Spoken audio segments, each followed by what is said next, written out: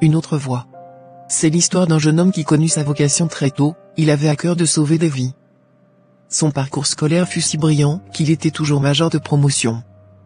Mais à la fin de ses études il fut informé que sans adhérer à un groupe aux pratiques occultes et tenues secrètes face au public, il lui serait impossible d'exercer. Telle était la condition, dans le pays où il se trouvait. Partir ailleurs semblait impossible car il aurait dû reprendre quelques années d'études. Il était très spirituel et croyait notamment qu'il devrait rendre des comptes à son Créateur à la fin de sa vie. Donc il n'était pas question pour lui d'adhérer à un groupe quelconque. La lumière en lui parlait plus fort que l'attrait vers la matière et la gloire terrestre. Et c'est consciemment, bien que beaucoup se moquèrent de lui, qu'il décida de renoncer à ses rêves de devenir médecin dans son pays pour, cette fois, sauver sa propre vie. L'avenir s'annonçait difficile pour lui sur le plan pécuniaire, mais l'espoir d'un meilleur après le fortifiait. Finalement, il prit donc la décision de quitter son pays natal et de partir à l'étranger, où il espérait trouver un endroit où exercer sa vocation de sauver des vies sans avoir à compromettre ses valeurs et ses croyances. Le jeune homme prit tous les risques nécessaires pour fuir son pays, sachant qu'il pouvait être poursuivi pour avoir refusé de se conformer aux normes du groupe occulte. Il fit un long voyage, passant par plusieurs escales, bravant les dangers et les difficultés. Mais sa détermination ne faiblit jamais. Enfin, il atteignit un pays où les pratiques occultes n'étaient pas imposées aux professionnels de la santé. Il était soulagé et heureux de pouvoir enfin donner un sens à sa vocation.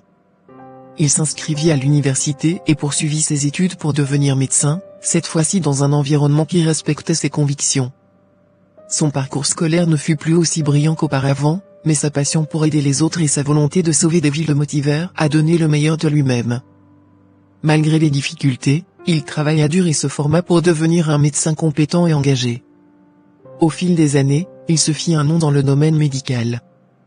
Les patients et ses collègues apprécièrent son dévouement, sa compassion et son éthique professionnelle.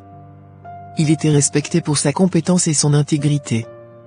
Bien que sa situation financière ne soit pas aussi confortable que celle qu'il aurait eue s'il était resté dans son pays natal, il trouva la satisfaction et le bonheur dans le fait de sauver des vies et d'aider ceux qui étaient dans le besoin.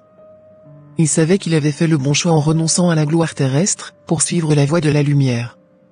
Au fil du temps, sa réputation grandit encore et il fut sollicité dans d'autres pays, pour partager son expertise et participer à des actions humanitaires.